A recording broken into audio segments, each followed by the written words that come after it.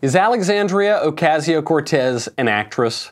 That's the new conspiracy theory floating around the internet, and it's entirely correct, but not for the reasons that many think. We will investigate who is really pulling AOC's marionette strings. Then, Beto beats our expectations, Kirsten Gillibrand doesn't, and the kids are not all right. I'm Michael Knowles, and this is The Michael Knowles Show.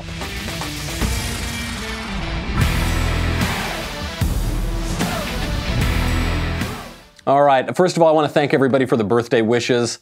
Yeah, yesterday was my birthday. A lot of people sent over very nice things, so thank you very much.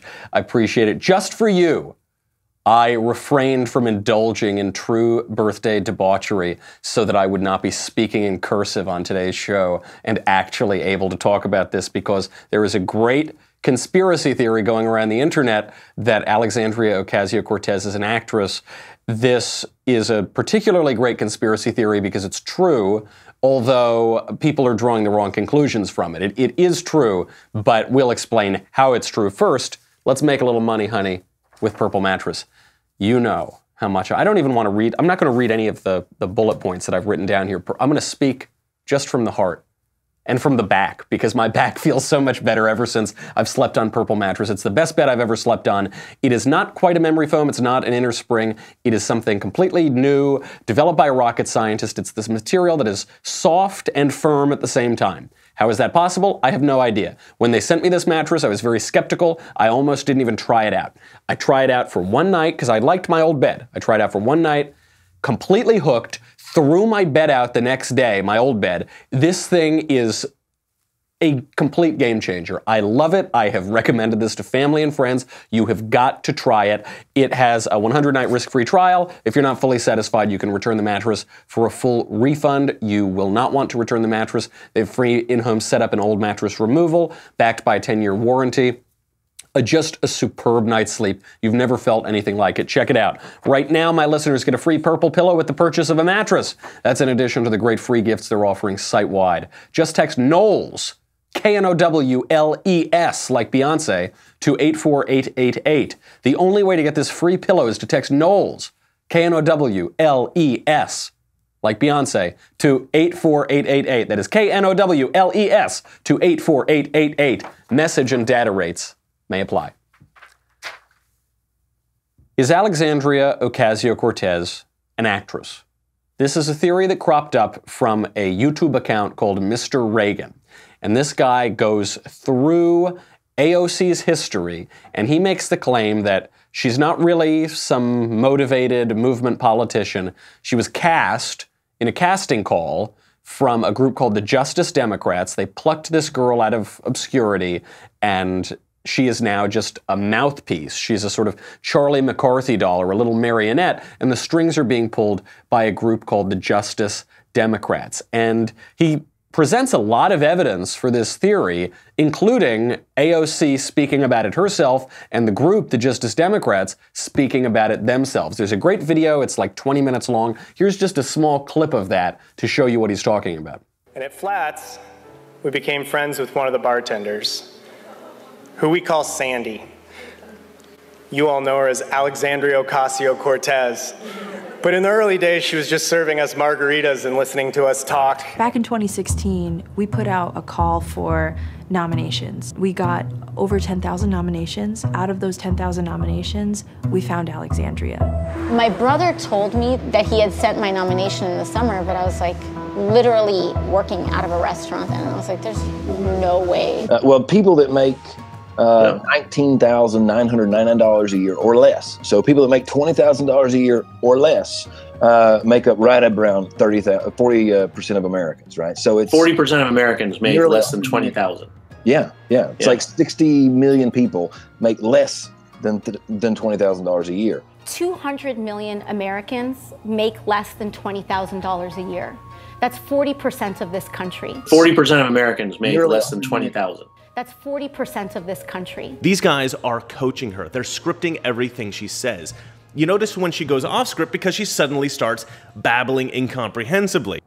This is true. Then it goes on, it shows that video of her. She goes off script and she says, I'm the boss. You got to run. Catch me outside. How about that? And she obviously goes off script. A lot of other similarities too. You see the founders of the Justice Democrats talking years and years ago about how we need to mobilize to fight climate change as if it were World War II.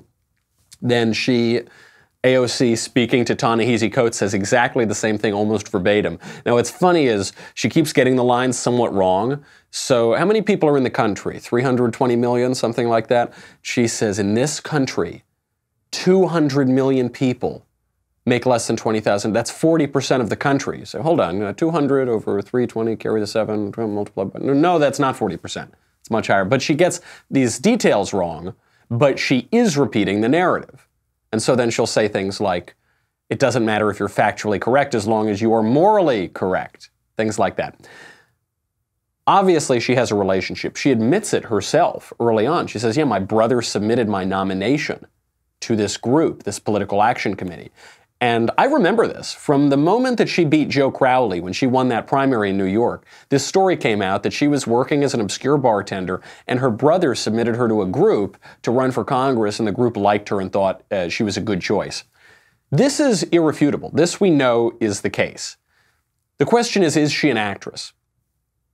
There's no question that she's ignorant. We know that she's ignorant. We know that she reads talking points, usually poorly, and when she goes off script, she sounds even less intelligent and educated than when she's on script. We know that she was recruited by the Justice Democrats. That's just a fact. We know that she relies on the Justice Democrats for content. The content is virtually identical between what they put out, what they've put out since the 2016 race was over, and what they're still putting out.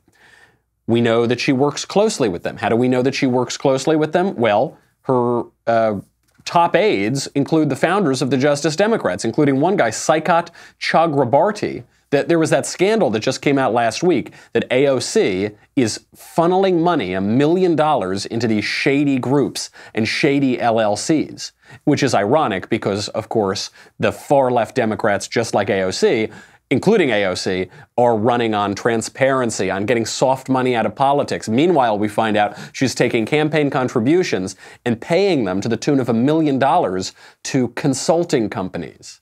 What do the consulting companies do? Oh, they consult. It's just a way of taking that money and just funneling it into other left-wing causes and hiding how the money is being used. So we know that this is true.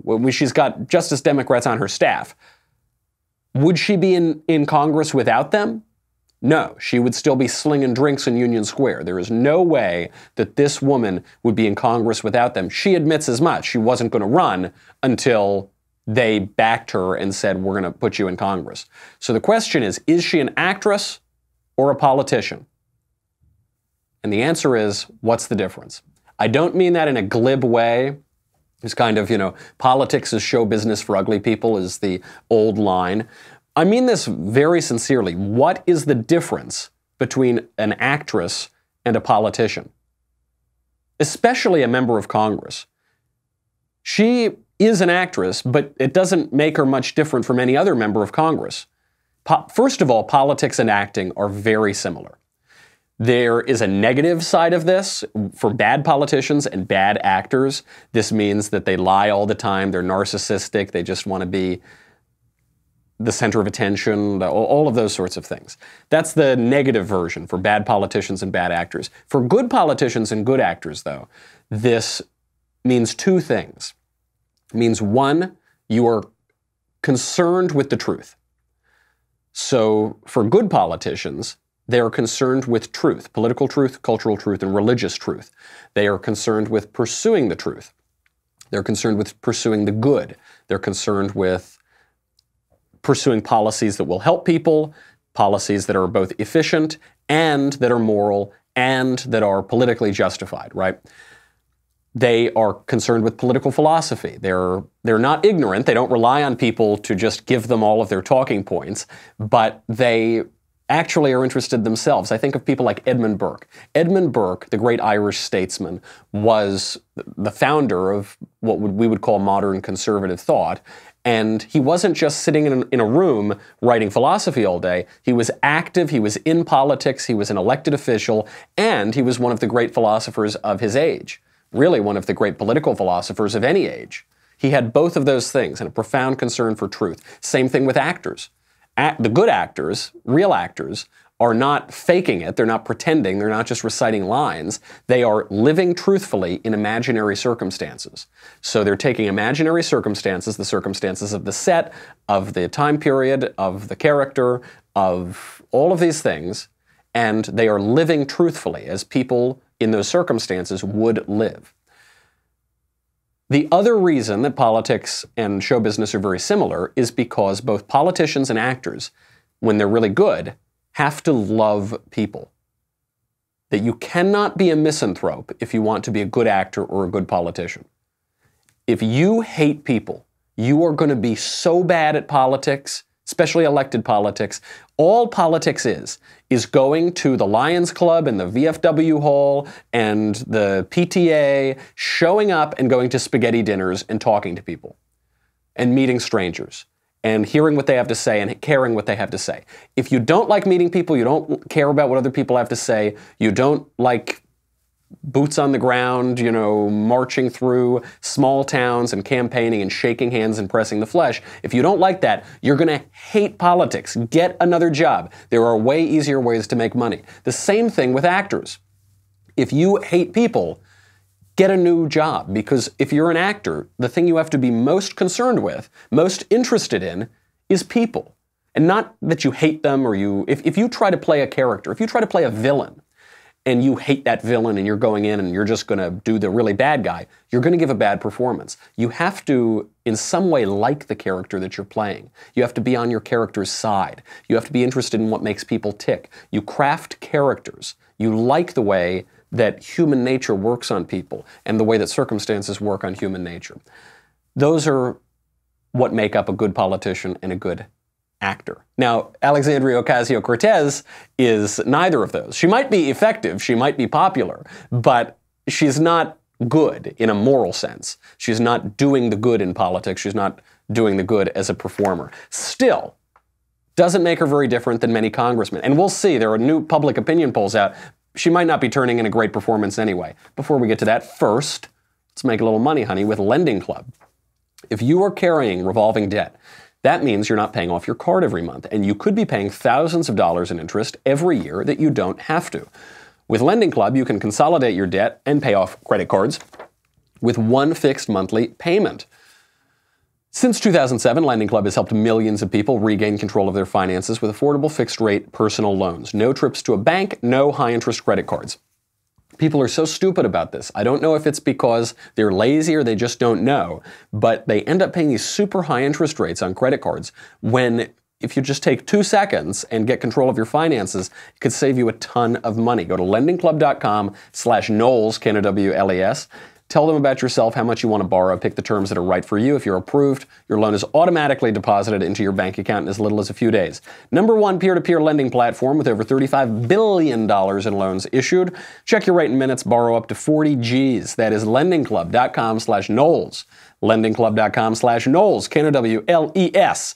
All loans made by WebBank, member FDIC, equal housing lender. So, we should also be explicit about our terms. When I say good and bad in this case, in the case of good actors and good politicians, I'm speaking in a moral sense. The ones who are doing good work, the ones who are putting on good performances, the ones who are doing good art, and the ones who are doing good politics. There's another sense of that, which is, are they effective at it? Are they popular? Can they win an election? Plenty of unartistic, bad actors get big roles and are very, very famous. Plenty of badly motivated, ignorant, uneducated politicians have made it very, very far in our politics. Look no further than Alexandria Ocasio-Cortez. However, the performance aspect of all this is basically universal. Most congressmen are glorified press secretaries. That's basically all they are. Congressmen have very little power. It's actually in terms of their day, everything they do all day, which is raise money, maybe go out and vote, possibly co-sponsor legislation every so often, probably the most important thing they can do is go on television, which is why you see a lot of congressmen go on TV all the time. It's because that is an opportunity to get ideas out there, either the ideas that they've come up with or the ideas that their think tanks have come up with, or the ideas that their backers or donors or whatever have come up with. And so in a purely performance-based sense, in the sense of just how effectively someone is getting their name out there, AOC is very good at that. I mean, that is why there's so much crossover between show business and politics. Obviously Ronald Reagan, obviously Donald Trump, Sonny Bono, Jesse Ventura, Arnold Schwarzenegger, Fred Thompson. I mean, the list goes on and on and on of actors and performers turned politicians. So the question is, how is AOC doing at this? And there is a huge contingent now that is saying that AOC is finished. Why? Because she's got killer favorables, very dramatically dropping favorable ratings and increasing unfavorable ratings. So since September, her unfavorables are up 15 points. Her favorables, by the way, are also up 7 points. That's the part of this that people are leaving out. But overall, the net effect of that is 7 minus 15. Her net favorables are down 8%. Now, why are both favorables and unfavorables increasing at the same time? It's because now everybody knows about her. Her name recognition is also way, way up 21 points. So as more and more people hear about her, some people start to like her, some people start to dislike her. More people are starting to dislike her than to like her. So who is she down with? Who is her popularity dropping among? It's dropping among adults, Republicans, independents, men, women, whites, and every age group. It's mostly dropping with older people, then with middle-aged people, and then the least of all with young people, but it's dropping across the board. Okay, not good news for AOC, except her favorability rating is increasing among only two demographic groups. It's increasing among Democrats, and it's increasing among non-whites. So is this such a bad thing for AOC? Who is her constituency? Her constituency is not 85-year-old adult Republican men. Her constituency really isn't any of those people that her favorables are down with. Her constituency is Democrats and non-whites. She has played to far left liberal Democrat policies, and as a matter of cynical politics, she has played to racial identity. This is what it's all about for her. That's her bet. That's what she's been betting on since November, really since before November. And it has worked. She's pandering to the far left of the Democrat Party. She's pandering on racial politics to non-whites. It's worked on both counts. Frankly, that seems like a positive for AOC. This proves the political maxim, proven true again and again. The only thing worse than being talked about is not being talked about. The idea that there's no such thing as bad press.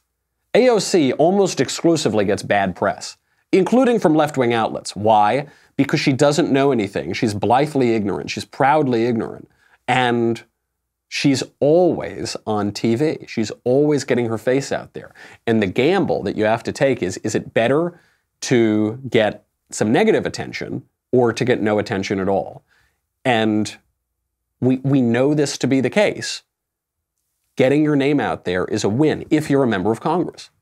This is why the congressmen are going on TV all the time. This is why they're doing whatever they can to try to attract attention. There's 400 of them. There's no way that they're going to be able to get attention in a media landscape such as ours unless they go out there and put on a huge show, which is what she does. So I think overall, I'm actually going to break with both the left and the right. I mean, they're looking at numbers right now. AOC is currently less popular in her home state of New York, true blue New York, than Donald Trump is. Donald Trump is doing better in terms of approval ratings than AOC is in New York. Okay, that's a bad headline for her. First of all, Donald Trump is a New York figure. He's been in New York forever. He is a New York staple, and so that plays into it a little bit too. But also, maybe AOC or AOC's handlers, the people pulling the marionette strings, maybe they know a thing or two. Maybe they know a thing or two on how to oust a long-term incumbent like Joe Crowley in a primary. Maybe they know a thing or two on how to get a congressman to be on television, be the center of political discourse constantly. Maybe they know a thing or two about which demographic groups they can afford to lose and which they can stand to benefit from if they lose those groups. It seems like the strategy is working, and even today, very few people are picking up on that, but she seems to be doing very well. I mean, she's caught in this major financial scandal now, basically getting no press. They're still just, I mean, this is what they accuse Donald Trump of doing. They accuse Donald Trump of having some nefarious dealings, Russian collusion, let's say. No evidence of Russian collusion, of course, but that's what they accuse him of. That's what they want to talk about. And then Donald Trump sends out a tweet about how much he doesn't like John McCain. Or he sends out a tweet about how Kellyanne Conway's husband is a total loser, which he did today. And then everyone talks about that, and no one talks about the scandal or the collusion or whatever. When they say Trump is distracting us. AOC is doing that for real. There is a scandal. We know what the scandal is. She funneled $1 million to her cronies and her handlers during her campaign.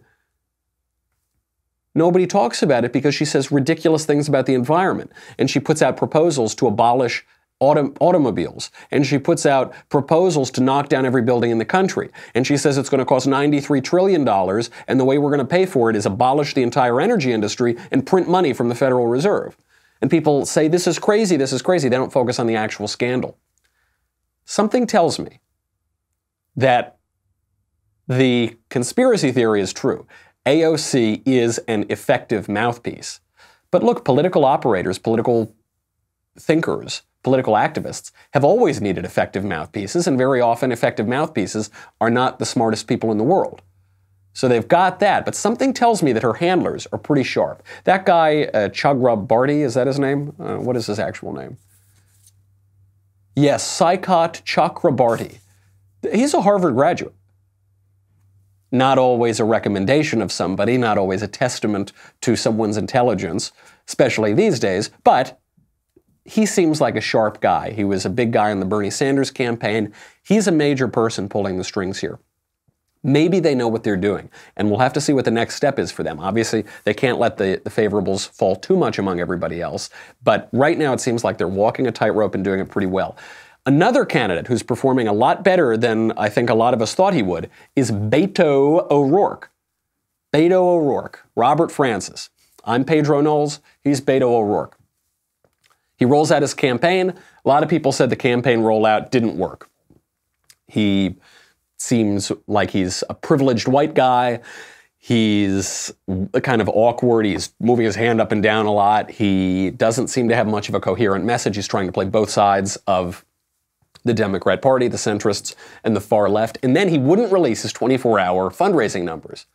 And so the whole news media, even the left, said, see, it's all fake, it's all AstroTurf.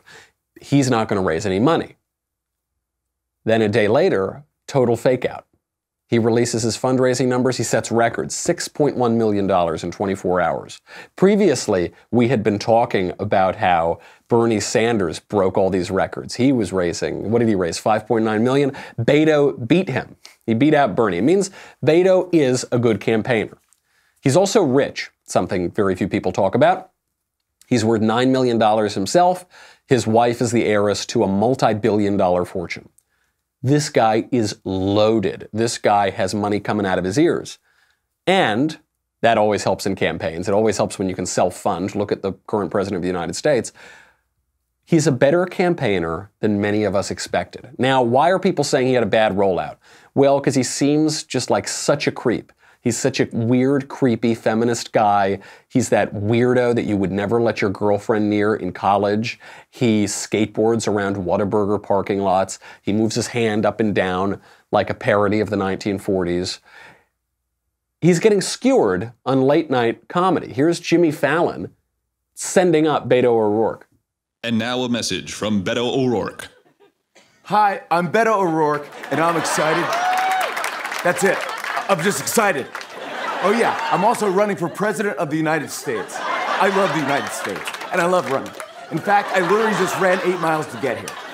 Folks often say to me, we don't know much about you, Beto. We know you ran against Ted Cruz in Texas. We know you're hot. And then usually the hot thing comes up again. But who's the real Beto O'Rourke? Well, I'm sort of like if a compassionate head nod turned into a person. Because the truth is, I care. I care so much. When I eat salads, I thank every individual leaf for its sacrifice. When I donate blood, I don't let them stop until last possible second. God, this country's great. Anyway, the question I get most is, can you actually beat Donald Trump? And the answer is, heck yeah. I was born to do this. I'm like if your friend's hot dad had the energy of a golden retriever. Thanks, Evelyn. God, I feel so passionate right now. I love America. I love democracy. I love air. The whole sketch is pretty good. Fallon goes on like this for a while. And then at the end of it, he says something to the effect of, and hey, are there people who have better policy proposals than me? Yeah. And then it kind of cuts out from there. And so it is a send-up. I mean, he's definitely making fun of Beto O'Rourke. However, this is another instance of no press is bad press, and the only thing worse than being talked about is not being talked about. Because when you look at that send-up, sure, they are making fun of Beto. What are they making fun of him for? He's really enthusiastic. Okay, is that a bad thing? He's got a lot of energy. Okay, is that a bad thing? He's really positive. Is that a bad thing? He donates blood. Is that a bad thing? He's a little airy. He's more enthusiastic than he is a policy wonk. Okay, when was the last time we had a policy wonk president? Bill Clinton, I guess, was the last. I mean, is that okay? George W. Bush wasn't a policy wonk. Barack Obama's not a policy wonk. Donald Trump's not a policy wonk. Who cares? So they ding him a little bit for not having really firm policies, but they're basically making him into like a really nice, happy, excited, enthusiastic guy who wants to serve. That's the best possible way you could possibly be mocked. That's a win. That's a win on a rollout. Now, I still have my doubts about the Beto campaign, because he is weird and creepy. And he is nothing. He's trying to do Obama over again, and you can't do Obama over again. However, the one thing we have to focus on, the one thing we can't forget, he came within 3 points of turning Texas blue. Well, he was running against Ted Cruz, who's a flawed candidate. True. He was running against Ted Cruz, who had a very famous spat with Donald Trump, and Donald Trump didn't support him that much. Sure. Donald Trump would mop the floor with Beto. Yeah, I think that's true. Still, he came within 3 points of turning Texas blue. And the question is not, can Beto turn Texas blue? The question is, can Beto convince Democrats that there's a chance that he can turn Texas blue? Duh, totally. That's why they donated all that money to him, $80 million in 2018. That's why he got so close in 2018. And if he can convince Democrats that he could possibly turn Texas blue, then he is saying to them, I can possibly bring 38 electoral votes that were guaranteed red. I will end the election in one state. That promise covers a multitude of sins. That is a real possibility. And so all of Beto being really excited, being like a golden retriever, okay, it doesn't seem to hurt him that much. Certain candidates are not having a successful rollout. We'll get to that in a second. But first, today is your day to get on the right side of history, which is in fact the title of Ben's new book, officially available as we speak. I've read it, and I got to tell you something. You know my preferences on books.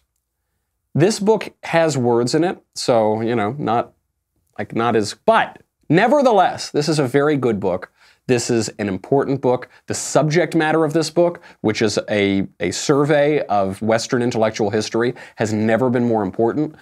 You should get it. Go over to Amazon, Barnes & Noble, or rightsideofhistorybook.com to get your copy. I've got a link on my Twitter page. Also, you can catch Ben on tomorrow's episode of The Conversation, where he will be doing a live book signing and answering all of your burning questions. So get the book and tune in. Go to dailywire.com. $10 a month, $100 for an annual membership. You get me, you get the Ben Shapiro Show, you get the Andrew Klavan Show, you get the Matt Walsh Show, you get to ask questions in the mailbag coming up on Thursday. You get to ask questions backstage. We do those every 5 seconds now. And you get another kingdom. But most importantly, you get the leftist tears tumbler. Always delicious. I believe this is made up by the Justice Democrats who are about to find themselves in a massive campaign finance litigation. So make sure you get yours before you drown. Go to dailywire.com. We'll be right back with a lot more.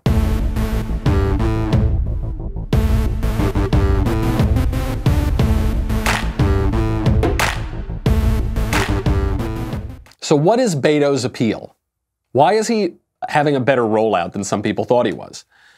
He's appealing to the lowest common denominator. That's what he's doing. He is just pandering. And that's the way that politics is moving, especially on the left. Not exclusively on the left, but especially on the left. He was actually at a campaign stop in Iowa, and he said he just wants to be a vessel for people's ideas. He wants the voters to mold him into the candidate that they want. Can you imagine that? He basically goes up there and says, hey, guys, I stand for nothing. I am nobody. I have no core beliefs. All I've ever done in my entire life is be in the government. I was on the El Paso City Council, then in Congress. All I am is raw ambition. I was born to be in it, man. I just want to be in it. Yeah, all I care about is power and attention and getting my ego stroked. So just tell me what to think and then I'll think it and it's no big deal. Okay, cool? That the deal? It's pure pandering. But that's what all of the Democrat politicians are doing right now, other than Howard Schultz. Howard Schultz is the one guy going up to Democrats and saying, you're wrong, don't do this, don't embrace socialism. And how is he being rewarded for that? He is not even a consideration in the 2020 race so far. Here is Kirsten Gillibrand, perfect mediocrity, doing exactly the same sort of pandering. And the difference here is that she's a terrible politician. Camille Paglia says that she's a perfect mediocrity of a candidate, and she is. I mean, she is nothing. I was thinking the other night, I was talking with some friends, they said, why is she even running? Because why not? I guess just to raise her name recognition for next time or something, or maybe run for vice president because every candidate is saying they have to pick a female VP. Beto O'Rourke said that would be his preference. They all say they sort of need a female vice president. Okay, maybe that's it. Here is her pathetic pandering. Immigration is not a security issue. It is an economic and a humanitarian and a family issue. So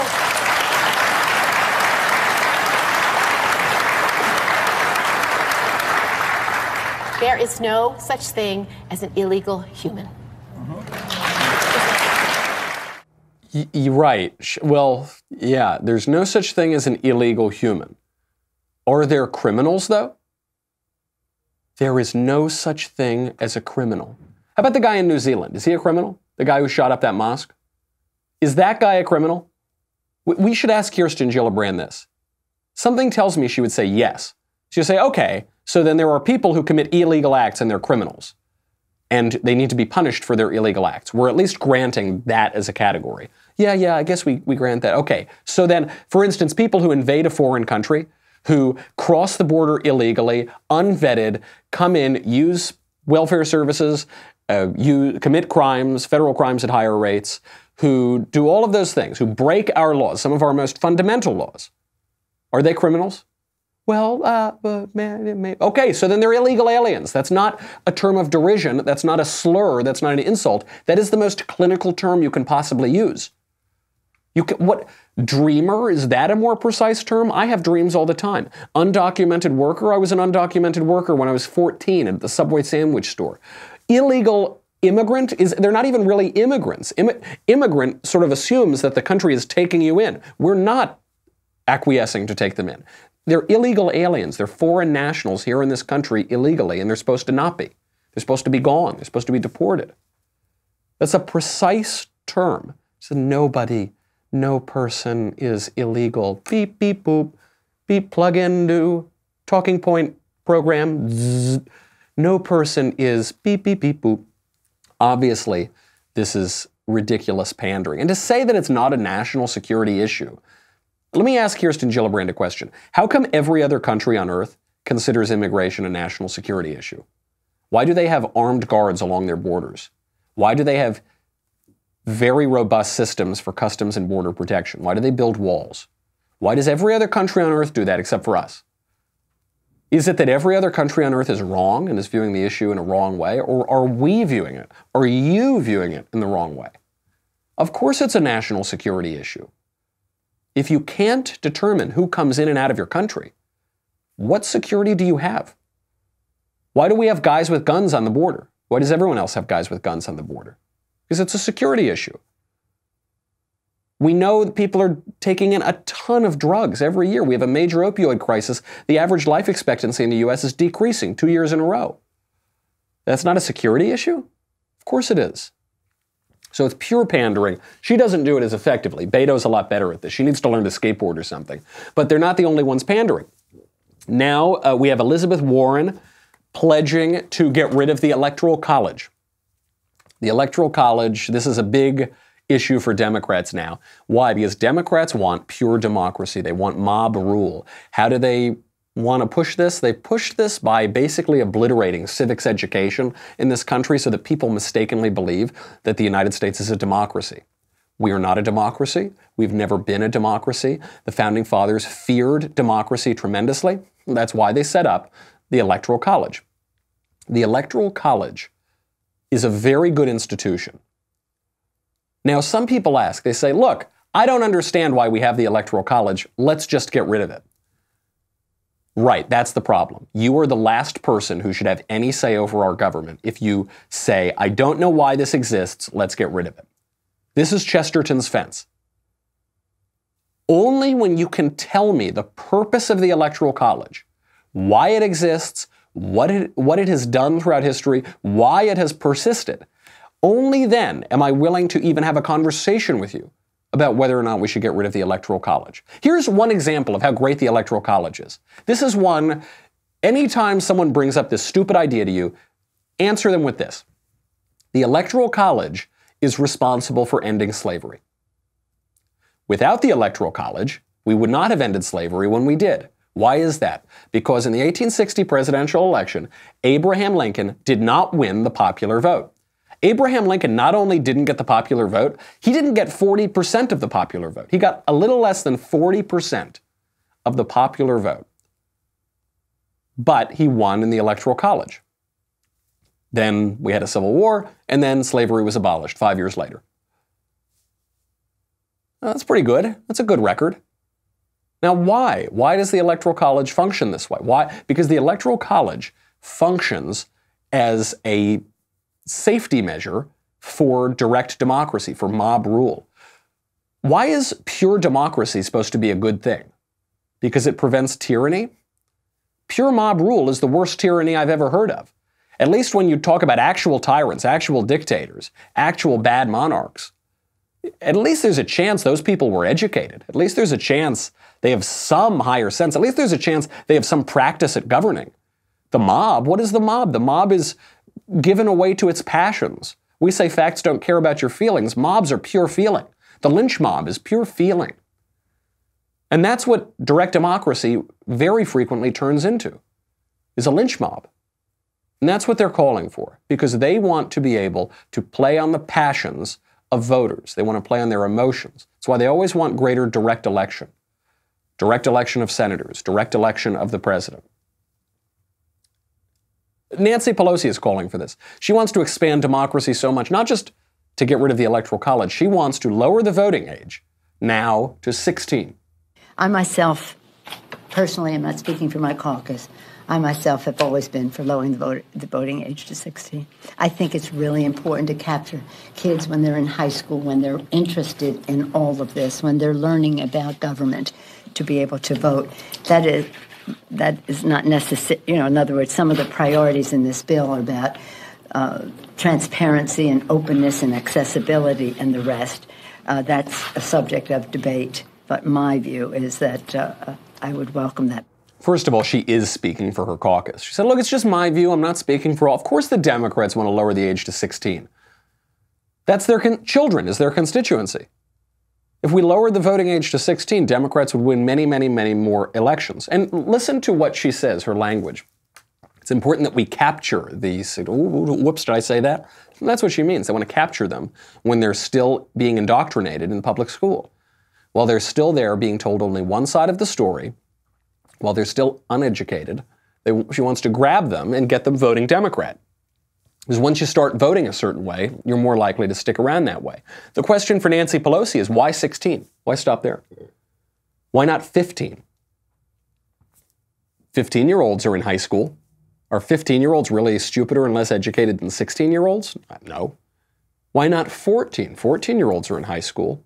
If this is about rights, if this is about the right to vote, if this is about representation, more representation, this is about capturing kids even, why not lower it to 14? Unless the vote is about something else, unless our electoral system is about something else, this is where we put the cart before the horse. This is where the tail wags the dog. There is nothing intrinsically wonderful about voting. There's nothing about the act of voting that is so intrinsically good and virtuous and moral and terrific. Voting, suffrage, our electoral system, is a mechanism for good governance. And that has a lot of moral qualities to it. But voting itself, who cares? The purpose of voting is to have a good government. The purpose of our government is not to make more people vote. And Democrats seem to be saying that these days. Say, oh, we need to extend suffrage to everybody, to 2-year-olds. The ones that we didn't kill, we're going to make them vote. And they're all going to vote for Democrats.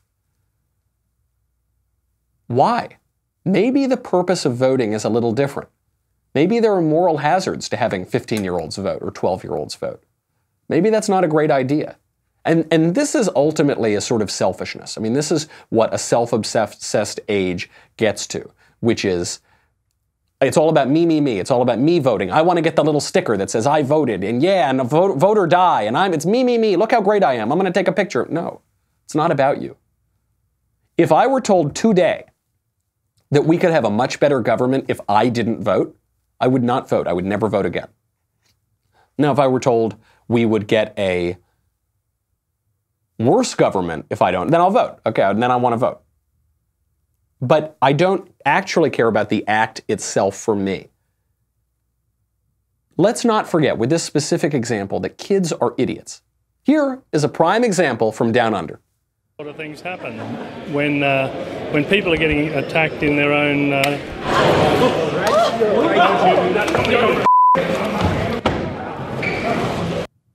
First of all, totally Australian move, TAM, where the kid, if you couldn't see it, this teenage kid goes up to an Australian senator with his camera out and an egg in his hand and smacks the egg on the senator's face.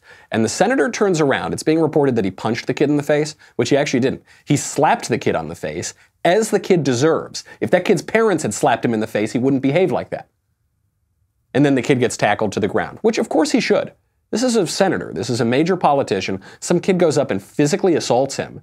Yeah, that kid's going to have some trouble. And by the way, for people defending the kid, because the senator made controversial comments, for those defending the kid didn't just go up. There were a lot of news cameras. The kid didn't just go up and take an egg and throw it at him. Before the kid picked up the egg, he picked up his cell phone. What the kid was trying to do was get Insta-famous. So he goes up, he takes the cell phone, he's going to have a really good Insta post. And then he hits the senator with the egg. Now, in America, because we're sort of more put together, polite people here, the version of this that we just saw was Dianne Feinstein telling off those kids who were trying to tell her how to do her job. The Australian version, obviously, is you smack somebody in the face, because Australia was founded as a penal colony, and they're a little more aggressive down there. You see this with Russell Crowe, you see this with Mel Gibson, you see a lot of Australian people, very famously. The actual takeaway from this is not, did the bodyguards react too strongly to the kid? Maybe they did, maybe they didn't, I don't know. The reaction is, well, the senator made offensive remarks about the shooting in New Zealand. Yeah, I guess, sure. The actual takeaway from this act itself is that kids are kids. Kids do stupid things. Kids are not mature. This is a truism. They're immature. They're juvenile. They're kids. We don't want our country run by little kids. we basically already have it. They're just overgrown little kids. We don't need to make that problem worse. But the issue of pandering is going to get worse. This is the natural temptation of democracy. This is what happens as democracy expands, is you get more and more pandering, more and more pandering to the lowest common denominator. And that accelerates on itself, because the more pandering you get, the broader you make democracy. So you start abolishing good institutions, the Electoral College. You start saying we need to lower the voting age to 16. Pretty soon it'll be lower the voting age to 14. That is a really difficult aspect of democracy. The way to fight that is to reinstate civics education, to say it, proclaim it from the rooftops. We are not a democracy. We are a democratic republic. We have a constitution. We have traditional institutions that are safeguards against this sort of mob rule. All simple government is bad. All shallows are clear. We need to really shout that from the rooftops, because they've got the megaphone, they've got the bullhorn, they are trying to promote this, not just through 2020, not just through one election, but through so many future elections.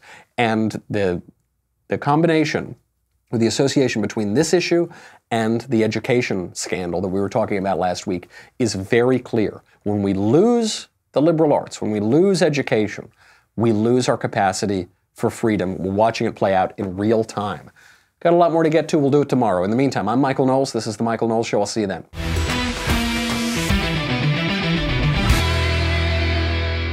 The Michael Knowles Show is produced by Robert Sterling. Executive producer, Jeremy Boring. Senior producer, Jonathan Hay. Our supervising producer is Mathis Glover. And our technical producer is Austin Stevens. Edited by Danny D'Amico. Audio is mixed by Dylan Case. Hair and makeup is by Jesua Olvera. Production assistant, Nick Sheehan. The Michael Knowles Show is a Daily Wire production. Copyright Daily Wire 2019.